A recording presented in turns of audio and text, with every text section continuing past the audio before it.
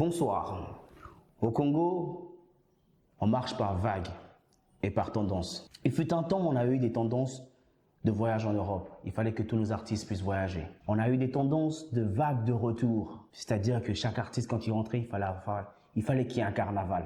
Ensuite, nous avons eu des tendances ou des vagues, des concerts à l'esplanade du Parlement. Et ensuite, derrière ça, on a eu les vagues de stades, notamment avec Tidjane Mario, Gisèle Gucci, Pathé Maestro, Maralba Maleshek. Ce sont des vagues de stades éboués. Et là, récemment, nous avons eu une vague de clash, notamment Teddy Benzo Maralba, qui a éveillé, on va dire ça comme ça, qui a réveillé toute la ville. Et là, on revient avec les vagues de stade. 2 fois stade, 3 fois stade, 4 fois stade, 5 fois stade. Et aujourd'hui, tout le monde a pratiquement mis sa date de stade.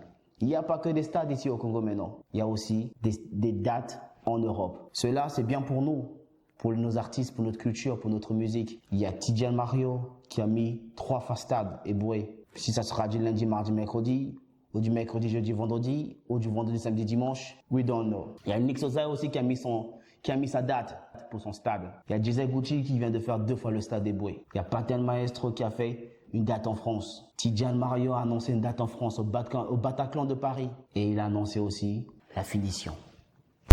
L'exercice, c'est la fin du game, le stade Massamba Débat. Alors, dans cette chronique, on fera le point de toutes ces tournées-là, toutes ces vagues-là, de stades, de dates. Si c'est ta première fois sur notre chaîne, n'oublie pas de t'abonner, de liker et de commenter. Et si tu le veux bien, pourquoi pas de partager. Prends place, c'est parti.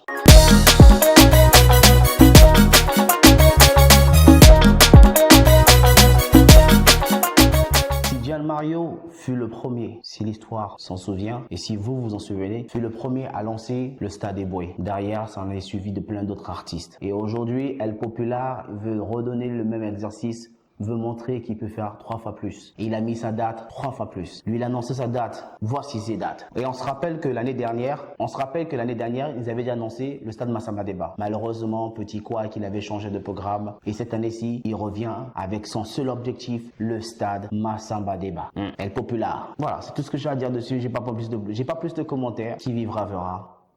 On le souhaite de remplir ce stade pour la culture. Alors, arrive le gars que tout le monde ne s'attend pas. A.K.A. j'ai nommé Nix Ozai, Messia Takanabango. Il vient de mettre sa date le 27 septembre 2025. Stade de Boué. Après son parlement, il a fait l'esplanade de Combo. Là, il s'attaque au stade.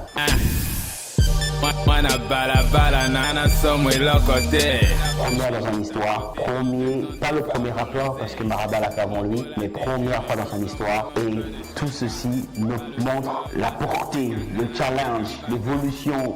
D'abord le challenge et ensuite l'évolution de la musique congolaise. Ça veut dire que les gens deviennent de plus en plus nombreux à consommer notre musique pour la culture et pour nous, pour le pays, c'est une bonne chose. C'est vraiment une excellente chose. Donc c'est la course au stade. Juste après Nix Ozai, je sais pas quel autre artiste mettra le stade. Zuko, Bioman, les artistes féminines, JCB, Welicia, Jada Chief, qui d'autre des femmes sera la première à marquer l'histoire. On a besoin qu'une femme aussi le fasse. Et comme on l'a dit, nous on est féministes chez nous ici, on est féministes. On soutiendra, on communiquera, on diffusera, on partagera. Venons-en aux dates européennes. Et les artistes congolais de chez nous, nos artistes congolais, commençons par le Lampadaire, en descendant, ils ont fait des tournées en Europe, ils ont fait des concerts en Europe. Et aujourd'hui, tout récemment, Pathé Maestro vient de remplir une salle en Europe. Gisèle Gucci l'a fait. Le tout premier, c'était à Farachena, qui a commencé à faire ça en Europe. Et là, il continue sa tournée européenne. Tidjane Mario vient de lancer son Bataclan en novembre. Et on a un artiste que j'ai vu dans les commentaires, je me sens un peu obligé d'en parler, c'est Wayé. Wayé fut le premier à faire des tournées en Europe.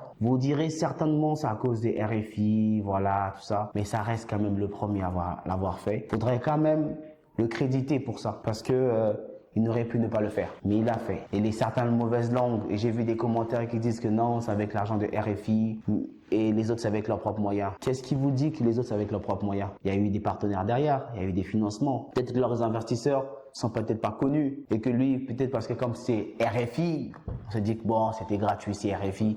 Mais il a fait quand même des tournées. Il a fait une tournée. Gratuit ou pas gratuit, payant ou pas payant. Mais ça reste, faut le mettre dans l'histoire. C'est même le premier artiste rappeur à aller aux États-Unis. Personne n'en parle. On dira que c'est dans le cadre du programme, tout ça, machin.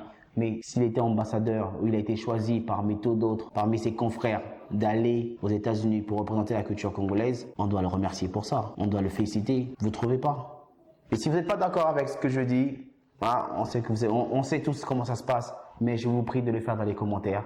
Dites-nous votre avis tout simplement. Dites-nous ce que vous pensez. Et nous, vous savez qu'on répond dans les commentaires. La personne qui commentera, qui dira quelque chose de pertinent et de vrai, à la prochaine chronique, il aura son big up. On lira son commentaire ici dans cette chronique. Voilà, c'était tout pour ta chronique du mercredi sur les tendances et non les diss tracks, hein. Les tendances. Ah tiens, j'ai failli oublier. Il y a récemment, nous avons fait cette chronique. On vous la met en description là tout de suite. Sur la sortie de l'album de Teddy Benzo de Mixton. Et les deux également ont aussi annoncé une date, des dates, et notamment une date pour un stade. C'est pas encore connu, mais ils ont dit que ce sera le stade de Pointe-Noire pour commencer, avant de s'attaquer à Brazzaville. Et oui, effectivement, vous savez ce qu'on dit, la charité bien ordonnée commence par soi-même. Ils commenceront par chez eux avant de s'attaquer à Brazzaville. Et là aussi, c'est une date historique. Parce que, on l'a dit dans cette chronique-ci, que c'était déjà la collaboration était historique et la date ou le stade pour les deux artistes sera également historique. J'espère que ce ne sera pas la fin du game.